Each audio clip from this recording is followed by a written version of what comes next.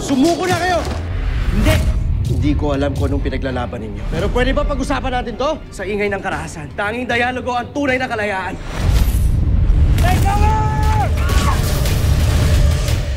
Ngayong Martes, Ibalik mo na sa akin ang umitaw. Hindi para sa iyan. Papatayin tayo ng hayop na ito. Sige, lapit! Wag!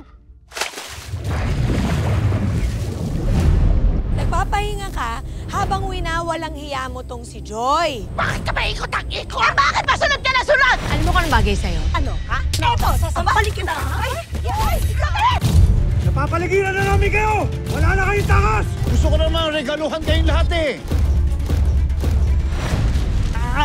Bakil, tulungan mo ko, Bakil. tabang ka.